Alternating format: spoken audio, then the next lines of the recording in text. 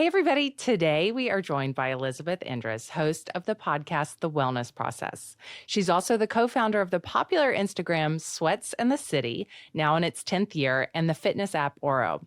I find her to be very endearing. She's so open, sharing her own struggles, triumphs, and emotions, and everything she has uncovered on her own personal wellness journey. Welcome to All on the Table, Elizabeth. Thank you, Katie. I'm so excited. I'm so happy to have you here. Yeah. And congratulations, you just got engaged. Thank you. Tell us all about your engagement story. Oh my God, it's still so fresh. I think it was 3 weeks ago, but I'm still kind of like coming down from cloud nine. Both shock and excitement and happiness and all the things. He did it in our new Hamptons house in Amagansett, which I was just telling you about. And he just bought the house, so the owner had been living there for a while and she just moved out. So it was our first time going to the house like together with it being empty and all of that. And so he did it in there. There were beautiful flowers, no one there, no photographers, like very us, very intimate. And I was very surprised in the best way. So you didn't expect it? I both knew that it was coming because he and I have just from literally day one been like, I'm done. This is it, that kind of feeling. But because we got engaged relatively quickly, like about after 8 months of dating, I didn't know when. It could have been in a year. It could have been yesterday. Like it was kind of this nice mystery of just a deep knowing that it was going to happen, but not exactly the timing. And he totally surprised me, which is not easy to do. Oh, that's so sweet. Yeah. It looked like on Instagram that it was a really like special surprise, and he had it all set up with those beautiful flowers. Yeah. He did a good job, and he did a good job on the ring. Your ring is gorgeous. Thank you. I told him it's funny because like, I don't know, everyone has a different process of their involvement in the ring shopping process. I had none. And Clayton, but he has amazing taste. And so I felt like I could just totally entrust in that. But he did ask me like right away when we were dating, not right away, but I don't know. I just remember him casually being like, what's your dream ring? I told him pear, gold band. He clocked it. 8 months later, he produced it. Oh, so he knew. Amazing. Yeah. I remember running into him when you guys had first started dating, and he said, I met this girl. She's amazing. And he even said then, I know she's the one. I love that he was just running around town and telling everybody. That's so sweet. Shouting it from the rooftops. He knew right away. Yeah. So great romance story. And it happened fast for you guys, right? It did. And I think that, at least for me, a big part of that was like, I'm 32. I've dated a lot of different people. I've tried a lot of hats on, right? And like, so I think at that, the perk of dating in your 30s and meeting your person, quote, a little bit later than, a lot of my friends got married and engaged in their 20s, is that you have a way more clear picture on what you want and what feels good. And your tolerance for bullshit is a lot lower. And so I think when Clayton and I met, it was just what I had always hoped for, with like that level of just gut certainty and knowing. Did you have in your past relationships like feeling like, I don't know if this is going to happen for me? Oh, absolutely. Especially like going through a breakup at 31 and being single and moving out and into my own apartment. I was kind of like, okay, there was a blend of panic over, I want to get married and have kids and do the whole thing. And also kind of being like, I have to take this into my own hands. And if being alone and just really happy with myself is where I land, then that's okay too. So I would kind of like go back and forth between the two. One day panic, one day like leaning into, having my own apartment and being able to do whatever I wanted. I think I did a ton of work on myself in that window. And also I got really lucky. Don't you wish you could go back and tell yourself it's all going to be okay? She would have really loved to know that. I always think that. Like, yeah. I remember just being so sad so many times, thinking like, oh, I'm never going to meet anybody. I'm not worthy of being loved. Yes. And then it happens and everything changes. It does. And it's this funny sensation where I was so used to my sister, my close friends, all having the husband, having the kids, the whole like life, a house, that I almost started to take on this identity of like, just that's not something that I am worthy of, or that I will have. Like I was just used to being like the fun aunt, the single aunt, like that Mm-hmm, kind of mm-hmm.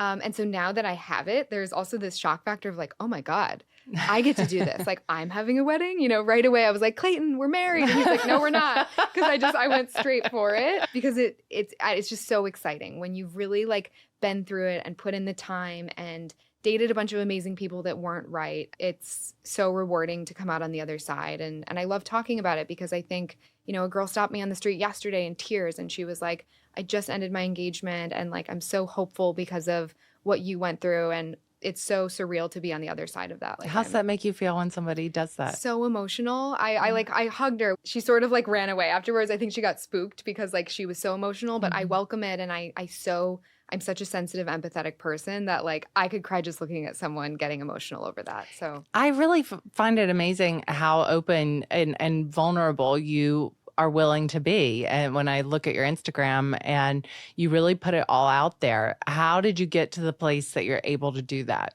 It's funny because I didn't grow up in a house where feelings were really talked about much. And so I think I'm a very deep feeling sensitive person, like I said. And so I kept a lot of that in for a ton of my life. I started doing therapy when I moved to the city, probably around like 25, and started to like dip my toes in releasing feelings, and actually talking about things and putting it out there. And with Sweats in the City, my original Instagram account and blog, I started to open up a little bit. People would ask questions and I would share a little. And then there was this very rewarding sensation of togetherness and having people be like, oh my God, me too. And so that sort of opened me up a little bit. And then when I started the wellness process a little over a year ago, it was really to kind of take this part of me, my love for alternative healing and my own mental health and physical journey and all of that and have a place for it. Sweats in the City is very wellness focused, but fitness is really the bread and butter of that account. And so I kind of felt like I needed a place for that to go. And the more I've opened, and you can open up, but you can open up and be like your most authentic, raw self. And I think people feel that. And so it's sort of been this momentous situation where I do it a little, people really respond, and then it kind of continues. And it's really become this safe space where I feel like I can kind of share anything. I went on my story this morning and was like, I felt like I've been in quicksand the last 4 days. And I got so many DMs of people being like, it's the moon. There's this going on. I feel it too. And it's nice to feel like we're not in this alone. I want to know what your childhood was like, where you're from, how you came to New York. Was wellness a part of your upbringing? What was that like? Yeah, so I grew up in a small Midwestern town in Michigan, and I always had an interest in going somewhere a little bit bigger, right? Like I always felt like my high school was really small and I felt a little bit stuck. I wouldn't change anything about my upbringing. I think it was great. I love Midwestern values. And yeah, I think it really shaped me. But I definitely had this sort of slightly tortured feeling of like, I want to be somewhere bigger and more vibrant and exciting. And I don't even know what that is because I've never been there. And in terms of wellness, my mom was always into like organic food and she did yoga. So she dipped her toes in and it definitely showed me the way a little bit. But I would say I kind of carved my own path. My whole family isn't necessarily into wellness, and that's also cool. Like, I don't expect us to all be the same. But yeah, I always had this like inner knowing that I would be moving somewhere bigger. And I felt this pull towards New York. I had literally never even been there before. I moved there having one job interview at Bloomberg in 2015. And I was like, that's my ticket. I also needed a job that would pay the bills. I wasn't receiving financial support. And I think that's something that also really shaped me, where it's like I had to hustle. I didn't have a trust fund. I didn't have unlimited resources. And that was a little bit hard. I went to University of Michigan, and a lot of my friends there, like that's where I learned about what boarding schools were and like the whole East Coast situation. And I was like, whoa, that's fascinating. Like I want to dip my toes in that. So I sort of saw this like shiny object, if you will, on the East Coast. And I was like, I want to be a part of that. I want to learn what that's like. I want to like earn my way there. And so when I got the job with Bloomberg, that it was really like emotional for me because that was my ticket. And I was like, okay, like I can do this. And that's a big name business to go for your first job here. Yeah. And I was really honestly like so proud of that because I had totally earned my way. I didn't have any connections. No one was helping me. I had to do it all on my own, and I wouldn't change anything about that. It was great. And it taught me, I learned so much there. And so as I was working there, I started doing Sweats in the City on the side. And that eventually grew to the size where I was able to quit my job. So I think it was like 2018 that I did that. How did you start that? So I moved in blindly with a roommate that I met on Facebook in 2015 into a little Murray Hill apartment that was like a flex. Dale is my business partner in Sweats in the City, and she was my roommate. And I moved in having never met her before. A friend connected us. And we were just living in that little apartment together, and we both loved boutique fitness. It was kind of like the early stages of boutique fitness in New York. Like ClassPass Unlimited was a thing, and everyone was sort of starting to dip their toes in. There was a lot of like bar studios and things like that. Oh, yeah. That was like the big time era. of everybody being into group fitness. It was Pure Barre. It was Physique 57. It was Bar 3. I tried all of them. Exactly. Pulsing with the ball, the whole thing. So we were doing that, and we couldn't afford to waste our money on classes that weren't good. So we were like, we started making these lists. We're like, here's where you should go, shouldn't go. This is where you can shower. They have good products, because we were working 9-to-5s and we needed to be able to get ready at these places. So we started putting together these lists and sharing them with our friends and coworkers and stuff. And people started to get interested, and we started to have people asking. And so we created this Instagram account that was like, honestly, just photos of studios. Like, this is such a throwback because there were no reels, there were no stories. Right. It was a lot easier back then. Oh my God. We weren't even in the content. It was amazing. It was literally just. I love the name too. Thank Sweats you. in the City's so good. I love sweatpants. And so I like the kind of play on the sweating and dressing comfortably, the whole thing. Exactly. So we started it from there, and it was so organic because it was a need that we both had. We're like, why is there nowhere that we can go with unbiased reviews of these studios? It was only like instructors and studios and methods talking about their own method. And so we were like, let's take it into our own hands. And we started reviewing. And did you think of it as a business at that point or as something fun on the side? Initially something fun on the side. I think I had a lot of limiting beliefs around being able to like be an entrepreneur and survive in New York. I was just starting to get used to like a Bloomberg paycheck funding my life, and I was like, okay, I remember in the very beginning, Dale and I said to each other, we're like, one day we will get free workouts and leggings. That was our goal. we were like, if we can go to Physique 57 and get like an ultra core set for free, we've made it.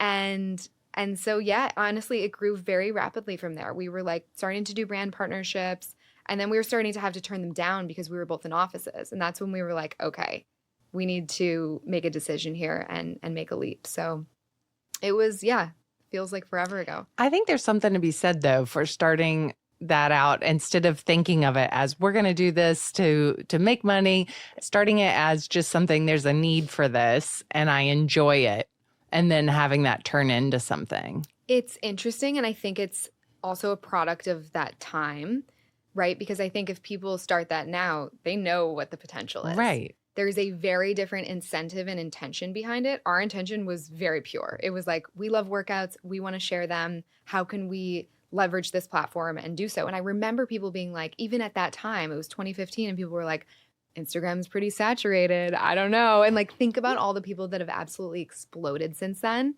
It's pretty wild. And it also just goes to show like, everyone doesn't know what's best for you. How has your business changed over the last 10 years? So, I think we have done a pretty good job about always sticking with our bread and butter, which is studio reviews. We both love doing them. It's sort of like at our core. I think that with the different life changes that Dale and I have gone through since starting it, she's married, she now lives in LA and has kids. And, it's evolved and changed as we have matured too. And I think, having my own podcast and stuff, like, we now have just a little bit of a different umbrella. Dale has a mom's podcast called More Than Moms. So we've spread our umbrella, but we've stuck with our roots. And it's fun because we also don't just do fitness now. It's beauty, it's health, it's wellness. I'm reviewing like a laser facial tomorrow. So it's kind of like become this culmination of everything that people are interested in that we're up to. Are you ever like, I get to go have a facial for my job? This is the best. Every single time. And I don't want people to ever think that gets lost on me, because it is, I actually created my dream job. This is the stuff that I've always loved. I've always loved talking about seeing different healers and acupuncturists and facials and beauty stuff and all of that. And I'm like, people now give me that for free and or pay me to do it. And it's really, I love it so much. I'm truly grateful every day. But it is still a lot of work. And I think sometimes people look at an influencer and think like, oh, you've got it made. But you're doing a lot behind the scenes as well. It's absolutely a 24/7 job. And luckily that's my personality. Like I would have made it a 24/7 job at Bloomberg too. Like it's just kind of who I am and in my roots.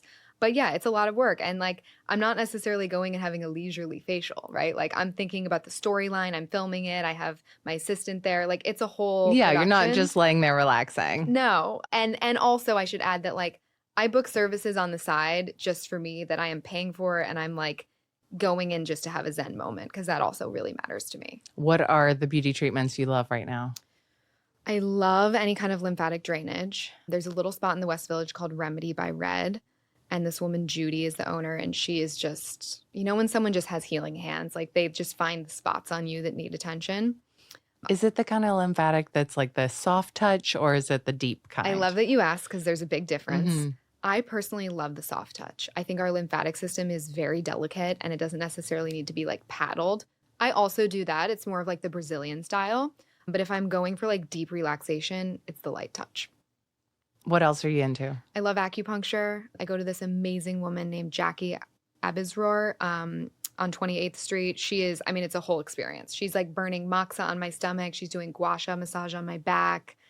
I love an immersive, like take me to another planet for an hour That sounds kind nice. of moment. I'm gonna have to get that information from you. You Yeah. would love her. Yeah, and I also love sweating. There's so many like really fun, cool bathhouses now that are popping up. Other Ship, there's actually bathhouse in Flatiron. Clayton and I go and like sauna and cold plunge for like an hour I twice love a week. sauna and cold plunge. Oh, it's the best. I think it's so invigorating. Like the first time I did cold plunge, I thought, why the hell would anyone want to do this? And now Totally. I love it. It's great. It's interesting because they're now coming out with, I don't know, certain people are saying that like women shouldn't be doing it in the same way as men. It's sort of like intermittent fasting where it can like mess with our hormones and adrenaline and cortisol and things differently. I find personally with it that like if I'm called to do it and it feels good and I'm not forcing it, I get in that cold plunge. If I'm feeling like, ugh, and maybe that has something to do with where I am in my cycle, I avoid. It's kind of like follow your gut, you know? Yeah, listen to your body. Always. Yeah. What about workouts? What are you enjoying right now? I love this place called Fuse House. I love to sweat. So I think it's really important to like open up our detox pathways as much as possible. Fuse House is sort of this like mat Pilates in a heated room with light weights. It's like my Ooh, favorite. where's that? So there's one in Flatiron on our Chelsea on like 20th or 21st. And then they just opened one in Tribeca that I haven't been to yet. I've got to try that too. Yes. I really like to sweat also. Me too. In terms of other ones, Soto Method is amazing in Tribeca. KK Sweat in Flatiron is like, if you ever did fly bar back in the day, the owners used to teach there. And so it kind of like brings that energy into the space. Boa Pilates, also in the West Village. Studio Boa is actually what it's called. It's like a very boutique. There's only 3 reformers. And Clayton and I always say people treat it like a Rayo's table. Like it's like standing reservations. The only way I personally get in, even with what I do for a living, is if someone cancels. Oh, wow. But okay. it's amazing. Now, I saw that you tried Continuum Club. Oh my God, the yes. super expensive, what is it, $100,000 a year? $100,000 a year average. I think there's even a higher tier than that. But yes. Stop. I know. Tell me all about that. Okay, so I'm sure you've walked past it. I kept walking by. Is it in 666 Greenwich? Is that where it is? Yeah. Like, Okay. is that the archive? Yeah, the archive building. Yes. Yeah. So I kept walking by it and seeing like a security guard standing outside. I'm like, what is actually happening in here? I never saw people going in and So out. a bouncer for There's the gym. a literal bouncer. And I'm like, I need to know what's going on.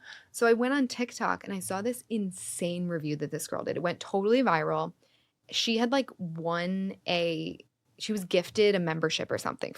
She was given a membership. She went in there and they do like insane testing on everyone when you join. That's kind of part of the thing. They're basically collecting all this data on you. You're doing like a VO2 mask and all of this, like it's like a full day of testing. So they can take all of this data to put it into AI and come up with like a custom plan for you. Now she went in and had like this sort of negative spin on it where she was like, they kept offering me water and I felt like they were giving me the water because they were poisoning me. And it was this whole thing where she was like super suspicious about them. I obviously like read through the lines. I was like, this is almost like a shtick. Uh-huh. But I was like, I have to check it out for myself. It was wonderful. I think it's super out of most people's price ranges, but they have cold plunge sauna, float therapy, which I'm dying to try, where you're in like a 98.6 degree salt water. I think you can be like naked and you're just in there by yourself floating. It's supposed to kind of like make you feel like you're in the womb. They have hyperbaric oxygen chamber, massage, and there's certain tiers of memberships where you get like unlimited of those things.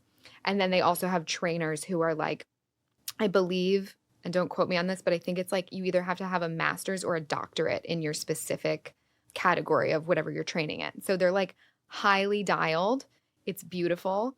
Yeah, it was a total Do experience. they feed you? They do. They have like a chef, and based on your membership tier, I think some people get like all their meals there, like chef made. Who are the members? Like, who's going there paying $100,000 a year? Great question. I don't know. I only saw about 4 people while I was there, and they were all like kind of the demographic you would expect in terms of like older men. So no women. I was the only woman. Now, I was also there at like intentionally a slow time. It was like noon on a Wednesday because I wanted to be able to film and not like get in the way of members. But it's a fascinating concept. Oh, also they're capping it at 250 members. So they're keeping it like super tight.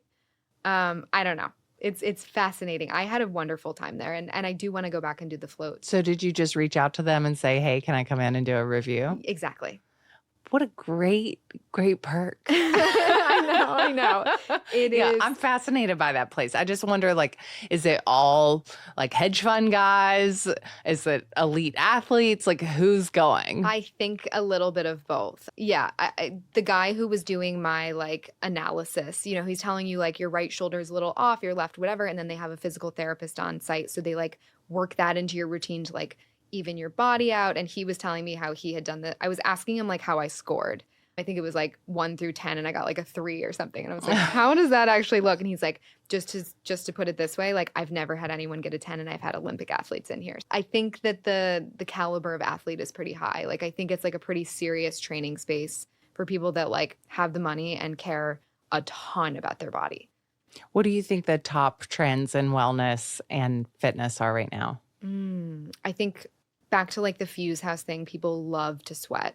So it's like wherever you can get that in, whether it's a sauna or an infrared class, like people are really like starting to prioritize that, not just for aesthetic, but for like detoxifying and all of that. I think the hyperbaric chamber is really interesting. I'm seeing a lot more people doing that. I didn't personally do it. It looked like a coffin, and I didn't love the idea of just being in there, but like you can actually take your laptop in and like hang out for an hour. Outside of that, I think in terms of just like wellness, in the food world, I'm seeing obviously like a very big swing from veganism into like carnivore. It's really interesting how people love extremes. And I think people love to be told like, this is what I can eat and this is like safe food. So you see that swing into carnivore. I'm thinking that the pendulum's going to swing a little bit more into the middle and we're going to like find a little bit more middle ground collectively, but it's really surely it has to. it must, right? Like the butter and the steak and whatever. By the way, I love both of those things a lot, but I would die eating it exclusively. Yeah, when I see people who are like walking around with a stick of butter eating it, crazy. It's like the one thing that we know is that saturated fat does cause heart disease. Yes. So Yeah. It's like, do you want to just be thin or do you want to be healthy overall? Yes. And I do empathize with people that are trying extremes because I've been there in terms of trying to do it to like heal myself, not from like a trying to lose weight or anything like that. But like, I do think there's something to be said about how, of course, diet plays into our physical and mental health.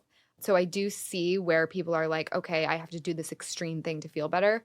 For me, that was never the answer, but I get it when people are kind of like on their trial and error journey. Yeah, it's like we all want that magic solution. And it's why there have been so many fad diets. It's why Atkins a long time ago, then South Beach diet and keto, everything is like you just want a blueprint of what to do to be healthy, but that's not exactly how it works. So with all of the information, all the misinformation that's out there, especially on social media, how do you filter through it? I think it is kind of a combination of trial and error, of like dabbling in things myself and seeing if they work.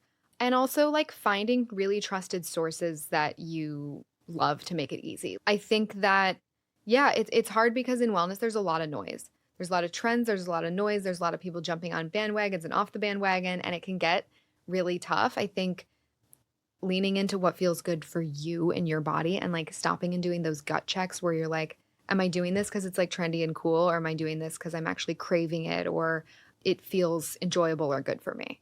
What do you think about the politicalization of wellness? It really has become something in the last year. It's really wild. And I've struggled with how to properly navigate it on my platform because I do believe that health and wellness needs an entire revamp. I think we've gone like way too far off the deep end, if you will, but I hate that it's become political. You know, I was sharing something, I can't even remember what it was about the other day, maybe like seed oils and it's become like a right-wing conspiracy. And I'm like, can we also just look at the inflammatory properties of seed oils and be like, maybe we should lower those in our diet? You know, nothing has to be extreme, but I think I don't love that people are writing things off that are scientifically backed because of it becoming a political association. I think we've like lost the plot.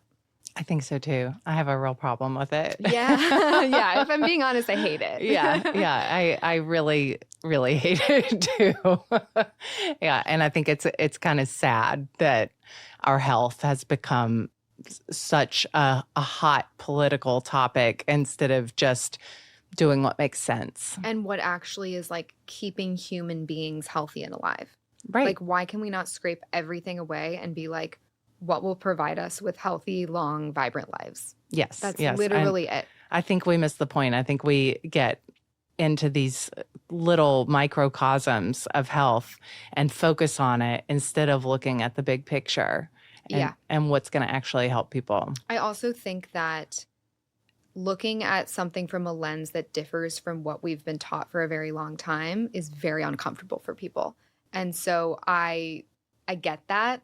But it's also like, would you rather be comfortable in something that isn't working, or would you rather sort of challenge that and do the uncomfortable thing and like look down different avenues, I guess is the question. And some people would rather stay comfortable and have more health risks and all of that. It's tough because it shouldn't have ever been politicized. Yeah. And when politics get involved, then it's agendas and you have to look at people's motivations. Always. So it's an odd time on many levels, many levels. So back to your wellness journey and your personal experiences. What took you to the Wellness Process podcast? How did you decide to start that? Yeah, so I was really looking for an outlet for my alternative healing modalities and all that kind of stuff. I didn't really feel like it fit into the Sweats in the City puzzle.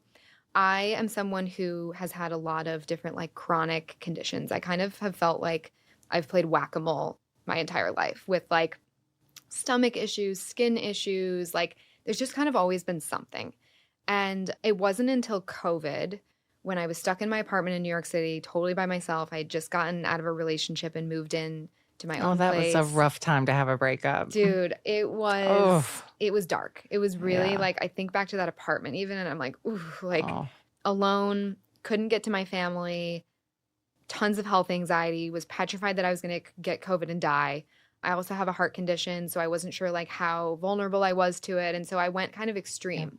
It was an intense time in New York City. And I think we forget that right now. Like my husband and I were just talking about this because we kind of laugh at ourselves the way that we would wipe everything down and all the extremes we took. I was pregnant.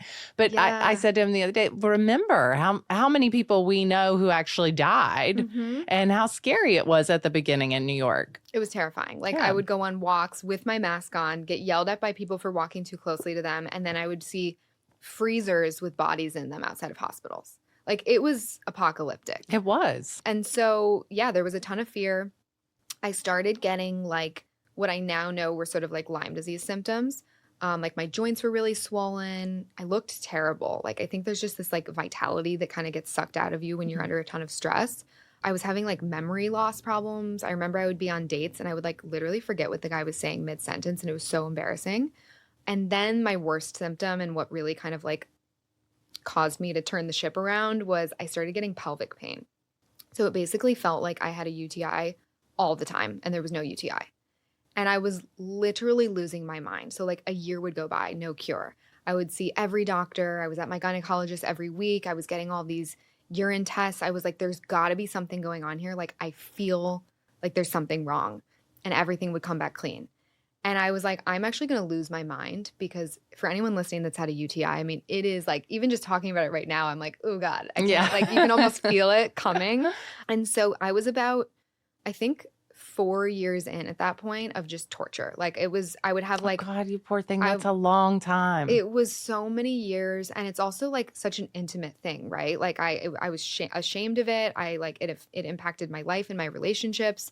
It was, I couldn't work out. Like, it was really, it challenged every area of me. It's like, you know, you think you're healed and then you get pelvic pain and you're like, okay, now we got to reset the whole system. So yeah, around right end of 2023, I discovered this woman. Her name is Nicole Sachs, and she created this program called The Cure for Chronic Pain. And her whole thing is that essentially repressed emotion can cause like severe chronic pain and conditions, right? Like, and especially in people that are very type A, very sensitive, overachievers, we carry so much, and we essentially have this like threshold of all the things, and emotions are a big piece of that. And so when you're not releasing your emotions in some way, the steam will overflow and you'll get symptoms. Your body would literally rather feel chronic pain than the underlying emotions beneath that. And so I just felt extremely called to her work. And I was like, I mean, this has to work. Like, I've tried literally everything. If this doesn't work, I don't know what I'm going to do. And I listened to her podcast a bunch, and she had a bunch of people on there that had pelvic pain. So it was really helpful to hear from people that have actually physically experienced what I had. And so I dove in, you know, straight into her work. I read her book, I listened to her podcast, I took her course, and lo and behold, it started to work. And so I am now about over a year in, and I have no chronic pain. My chronic conditions are gone. She has this practice called Journal Speak that is a 20-minute daily journal dump. And it's not just like morning pages. It's like a complete release of everything in your system. You're writing things down you would never want anyone to see. You're saying the ugliest things, like the most shameful, ugly, bad, and then you rip it all up. And the idea is that you're like letting the steam out so that your body can operate normally and not have to like carry the heaviness of these emotions.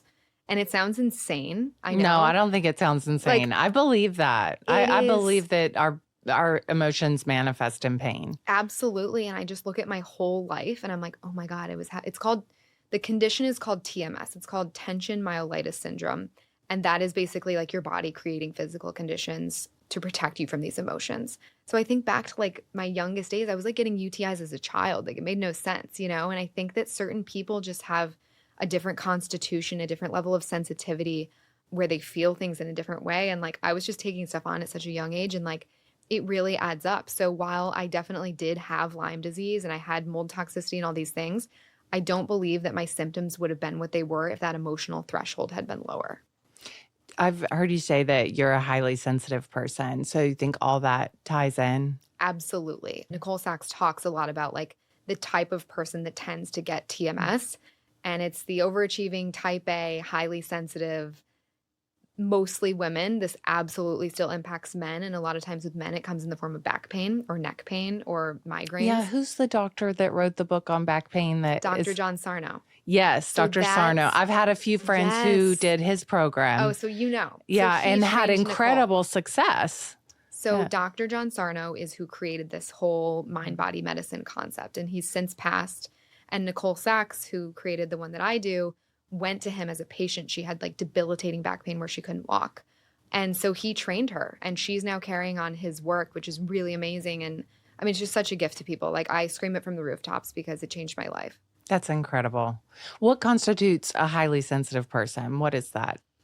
You know, without having a direct definition, just speaking from my experience, I think it's someone who feels emotions, sensations, physical, spiritual, all of it with a lot of intensity. So maybe a highly sensitive person would be very bothered by like the way the room is or the lighting or the sound The or a smell. smell. I've always been like, oh God, I can't with like toxic candles. And now we're actually finding out they really are toxic, but I hate scents. hate I hate that's the smell of a cleaner or something. Oh, I get in a car and they have those little like dangly oh, things. They'll have hate. like 5 of them in a Mhm. bouquet, and I'm just like, no, like, Hate. why are we doing Or that? if I sit next to somebody at a movie or a restaurant who has perfume on, it's like a kiss of I death. find it so rude when people wear perfume and cologne on a plane. Oh, Like, awful. why would you ever think that your scent needed to be Oh, smelled by an entire plane of awful.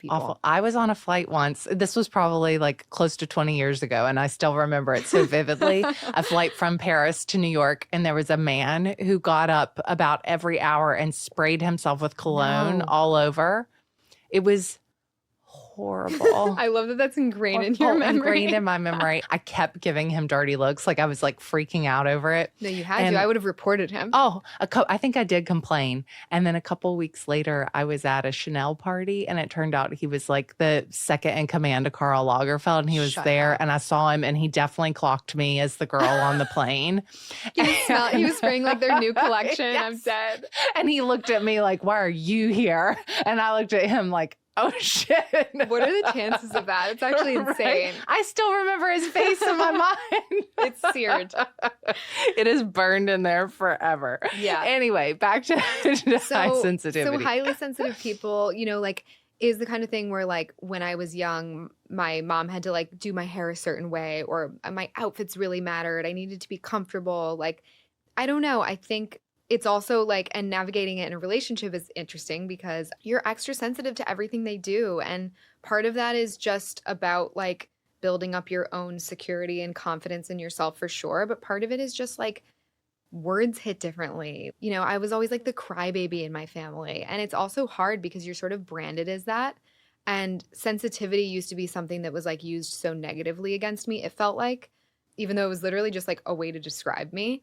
And now I view it as such a superpower. Like, I think I'm able to connect with people in a different way and feel other people's emotions and like open them up. And it's also just been such a gift to like podcasting. You're having these conversations and I can like really experience what someone is sharing with me while they're sharing it. And yeah, just speak from a different lens than what a lot of people are experiencing. I think it's really incredible that you've taken the way that you felt in wellness and your sensitivities and your personality and your love of fitness and wellness, and you've turned it into a career.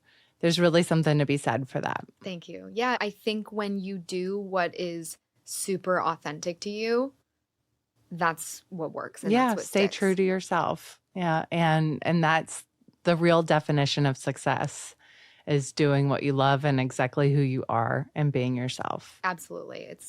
I mean, even with what you do, it's like exactly, you're embodying exactly that. Yeah, I get to do what I love every day. I've been so into listening to your story that I've forgotten to ask you about food. What my I was podcast waiting is for all food. about. And I know you like to cook. Yes. So tell me about what you like to cook and what you like to eat. Okay, so my cooking is very simple. I talking to you about it feels like I'm like, kindergarten level, but I love simple food. That's what I like to eat too. Like last night Simple. I made just chicken and sweet potatoes and broccoli. Like I I love like a that. simple meal. That's exactly my avenue. And I think since moving into Clayton's apartment and being engaged and like having someone to cook for, it also like lends itself to a lot more frequency of cooking, if you will. But I keep it very simple. I'm like a clean, delicious protein. I love making bone broth rice. You literally just cook it in bone broth. It's so much better. I make it with ghee. Do you do a rice cooker or on the No, stove? I just do on the stove. I probably should get a rice cooker. 'Cause I'm obsessed with mine. I'm making it so often. It's Yeah. like probably I've got to try the bone broth in it. It is so good. So I do like, I'll buy like store-bought bone broth, like what's that brand? Kettle and something or Brodo. I know what you're talking about. Yeah. Yeah, Kettle and Yeah. Fire. Yeah. And like you cook the rice in a little ghee and then you add the bone broth instead of water. And it's just like, it's just richer. You're also getting way more protein and collagen. It's just a win-win. So I do a lot of that. Right now I'm really into sourdough pasta. So I'll do that I with like haven't had pesto. sourdough pasta. It's so Who good. makes that? I can't remember the name of the brand, but Jovial that makes like the rice Yeah, pasta. yeah. They have another brand under their umbrella that I just discovered on Thrive Market. and I'll send it to you. I've been ordering that. I want to It's try a it. little like tart. It's So it does delicious. taste a little Tastes a little different. sourdoughy. Is Yeah. it good? It's Like, really good. I'll do Oh. it with like just a Rayo's tomato sauce or like a Gotham Greens pesto. I keep it simple, mhm. but I also need to enjoy what I'm eating. Like I will never be the girl that's just making a salad for lunch every day, like a boring salad, or meal prepping like boring stuff that I'm going to dread eating. I like clean and healthy, but I also need it to like have a carb and like be satiating. I do a lot of Japanese sweet potatoes in the oven. Clayton Love. loves That's what we had those. last night. Yeah. So They're good. so good. I'm like, why would I eat a normal Yeah. sweet potato? Yeah, they taste like candy. Candy. I like to mix a little miso and maple syrup and put that on it. Oh my God. I saw this recipe. You know what I'm actually making this week is what's the difference between the Japanese sweet potato and the one that's like purple? You know what I'm talking about, where it's bright purple on the inside? Yeah, yeah. I think just a different. It's also delicious. So I saw this girl making rice, but she cuts up the purple sweet potato and puts it in the rice to cook with it. And then you mash it all up together and it's this like beautiful purple Oh, what a good potatoy idea. rice. Now, see, that's a way that I could sneak it in on my daughter. Exactly. Yeah, I'm going to try that. Yeah. So anything that I can put in like a beautiful bowl, I like it to be really vibrant. I do a lot of avocado, sauerkraut. I think fermented foods are amazing. And then I air fry everything. Chicken, salmon, just keeping it really simple. But the more that I cook at home, the more that I'm less interested in spending $100 on Seamless for like a mediocre, quote, healthy meal. I am so with you on that. Our takeout has gone way down. I haven't ordered in months. Yeah, it's like, amazing. why do I want to spend all this money? We got Thai food on Saturday night, ordered like 3 things. It was $100 by the time it got to Always. us. And it's in those black containers that you think Yes. like, now is this leaching into my food? Yes. Yeah, I'm not into takeout anymore. Me either. Yeah, it's And like it so doesn't require a easy lot. to just make something simple at home. I always see your sheet pans, and I I'm like, love a sheet pan. I need to talk to you about that on my podcast because I personally have an investment in needing to know. Because it's just, how can we make it so easy that you're setting yourself up for success? And then it's kind of like back to what I was saying with the momentum, where you're like, I feel so good eating this clean, delicious, also satiating food. It doesn't have to be boring and like you're not depriving yourself. That like, why would I want the $100 Seamless order? Now, there's a time and a place, of course, but from what I'm craving on a daily basis, it's just like clean and simple. I'm the same way. I totally like preaching to the choir here. I Yeah. feel exactly the same. All right, I want to ask you a couple quick food questions. First up, what's your breakfast? Okay, so it's probably gonna be a longer answer than you were expecting, but I've been making these cottage cheese broccoli egg biscuits. Ooh, how do you make that? There's a recipe I found on Instagram. It's like almond flour, it's cottage cheese, it's garlic, onion, like all the basics, broccoli, and I put a little cheddar cheese on top. And I make those and I batch them, and then I'll throw them in the freezer and I just pop one in the air fryer every morning. So it's really easy and it's high protein, and I'm more of like a savory breakfast girl. So it's just kind of like checks all the boxes. I'm going to need you to send me that too. I got you. should have like I'm kept honored. notes of everything that I wanted from you because you've got all of the goods. What's your first food memory? Ooh. Weird one, but I became a vegetarian at 2. So I was eating foods that now are looked at as normal and then were like very bizarre. At 2. At 2, my dad. So you liked vegetables at 2. I did. I was actually like doing it for the animals. I went to this baby animal day and they told me where hamburgers came from, and it like, again, highly sensitive. It like crushed me. And so my mom would make me scrambled curry tofu for breakfast every morning, and like I can still taste it. What a good mom. I know, she was very good about it. What's always in your fridge? Staples. I always have Malk organic almond milk for my matcha lattes. I keep kombucha always in there. I love mango. Berries, just easy. I like organic skyr yogurt, high protein, delicious. And then a variety of vegetables. And always, because Clayton loves them, organic Honeycrisp apples. Oh, I love those too. So good. An apple with peanut butter is like my number one snack. Perfect. It's the perfect So snack. good. Yeah. What do you cook when you have nothing? Okay, so it's usually the sourdough pasta, and then I'll throw on whatever sauce I have. I keep like tomato sauce around. I'll put like feta cheese on top. That's kind of my girl dinner. Like I kind of throw the protein in because I know I need it and because Clayton wants it. But if it's just me, little fresh basil on top, like simple, warm, Perfect. nourishing. Perfect. What's your birthday cake? Funfetti. Oh, good one. Everything vanilla. Good one. And what's your ultimate indulgence? Ooh. I don't know if this is so indulgent, but I really love, and I'm going to Sadelle's for lunch after this, so it's making me think of like a beautiful tower of things to put on a bagel. Cream cheese, capers, lox. Like I could eat a bunch of those. Same. I'm starving thinking about it. Is Sadelle's your favorite bagel? I love their bagels. Apollo is also amazing. Oh, yeah. New neighborhood. in our neighborhood. Yeah. I like it. Sadelle's the tuna melt. Have you ever gotten that? So good. It's so good. And they turn the everything bagel inside out and put the tuna and the American cheese. It's actually perfect. Yeah. By the way, like off brand for me, I think American cheese melted is amazing. It's the best. It's so good. There's no other cheese that beats it for a grilled cheese. Why would we put anything else in a grilled cheese or even frankly on a burger? Yeah, it's far superior. Oh, if somebody puts cheddar on a burger, I'm so sad. No, Like, I just eat give me the cheddar American in all cheese. other forms, but on a burger, I want Yeah. melty and fake. Yes, it needs to be ooey gooey. Well, you can have good organic American cheese. True. That's not the fake stuff. True. Oh, starving now. I Well, know. thank you so much. I really enjoyed getting to know you. This was great. Thank you for And having me. a lot of good takeaway in this. Yeah, Yeah, thanks a thanks. lot.